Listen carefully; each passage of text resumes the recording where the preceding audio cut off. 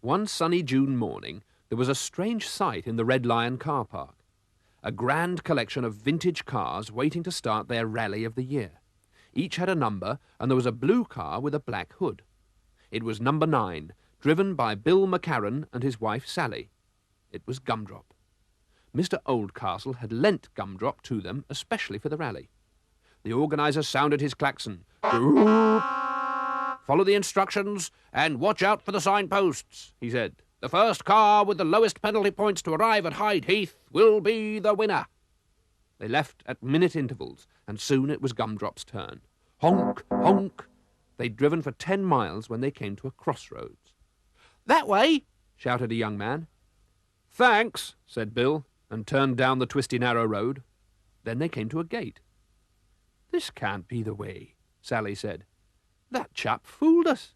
So they went back. Tootle-toot went the little hooter. Bill stopped Gumdrop. In the road was a small boy with a pedal car. "I'm lost," he said. "My name is Peter, and I live at Maple Tree Farm." "That's the farm down the road," Sally said. "I noticed it as we turned around." So they took Peter home. The farm animals were pleased to see Peter home again, and so was Peter's dad. He gave Bill and Sally a can of oil to say thank you. Then they turned round to look for the right road. They turned left, they turned right, and drove for miles. Then they heard a loud neigh. It was a pony in a trailer. "Our car's broken down," said a little girl. "We've got to get to the jumping competition. Could you please take us?" They hitched up the trailer, and off they went. They arrived in time, and the little girl won a rosette. Her father was so pleased that he gave Bill a set of sparking plugs for Gumdrop's engine. "Oh, thank you very much," said Bill. "Now we must look for the right road again." They found themselves in a crowded town, with the bells chiming ding-dong-ding. It was Carnival Day. Gumdrop had got stuck in the procession with no room to turn. Then a man ran up. "Please, can you let the mayor travel in your beautiful car? His has got a puncture." "I used to have a car like this," said the mayor. When they reached the town hall, the mayor thanked Bill and Sally and gave them his old instruction book for Gumdrop.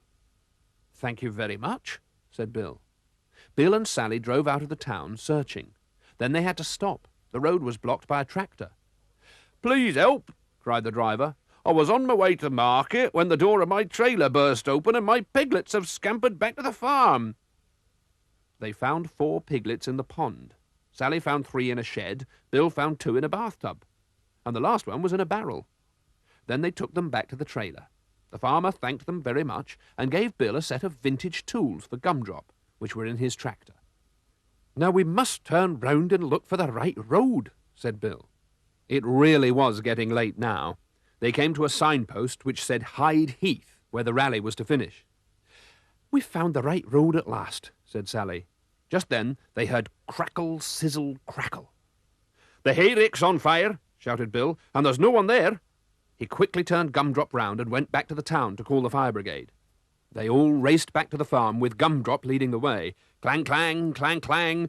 The firemen quickly put out the flames and saved the farmhouse. The owner had returned and was so pleased that he gave Bill and Sally a genuine vintage petrol can for Gumdrop. Then they drove on. They were nearly at the finish when suddenly a motorbike appeared. It swerved and skidded, and a parcel dropped from the back. "It's that chap who fooled us this morning," shouted Bill, but the motorcycle had very hastily driven away.